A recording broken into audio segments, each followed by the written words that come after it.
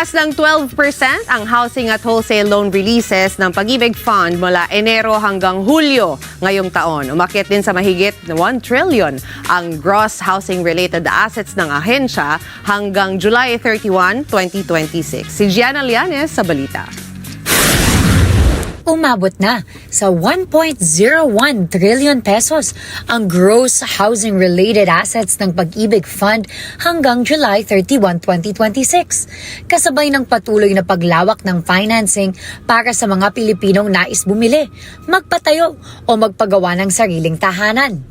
Ayon kay Department of Human Settlements and Urban Development Secretary at Pag-ibig Fund Board of Trustees Chairperson Jose Ramon P. Aliling, mahalagang milestone ito na nagpapakita ng patuloy na suporta ng ahensya sa ownership at sa housing sector. Sa kabuang housing-related assets, 971.39 billion pesos o humigit kumulang 96% ang housing-related loans. Habang 38.47 billion pesos naman ang iba pang housing-related assets. Sinabi naman ni Pag-ibig Fund Chief Executive Officer Marilyn C. Acosta na bunga ito ng pagtutulungan ng milyong-milyong miyembro na ang kanilang savings ay ginagamit upang matulungan ang kapwa-miyembro na magkaroon ng sariling bahay. Ang savings ng milyong-milyong Filipino workers ay pinagsasama-sama at ginagamit ng produktibo. Malaking bahagi nito ay para matulungan ang kapwa-miyembro na magkaroon ng sariling tahanan, ani Acosta. Mula January hanggang July 2026, umabot sa 88.84 billion pesos ang housing at wholesale loan releases ng Pag-ibig Fund.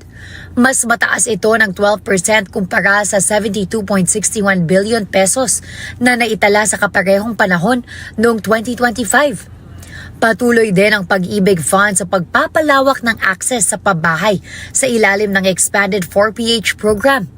Itinaas nito sa 10 million pesos ang maximum housing loan kada borrower na maaaring bayaran hanggang 30 taon. Para sa mga kwalipikadong low-income borrowers, nananatili rin ang 3% subsidized housing loan rate.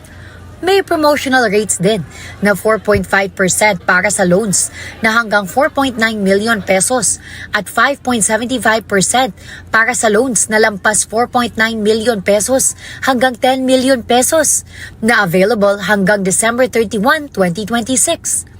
Ayon sa Pag-ibig Fund, ang patuloy na pagtaas ng housing financing ay hindi lamang nakatutulong sa mga pamilyang Pilipino na magkaroon ng sariling bahay, kundi nakapagbibigay din ng suporta sa construction industry, employment at iba pang sektor ng ekonomiya. Gianna Lianes para sa Mata ng Agila. Matatag, matapang, matapat.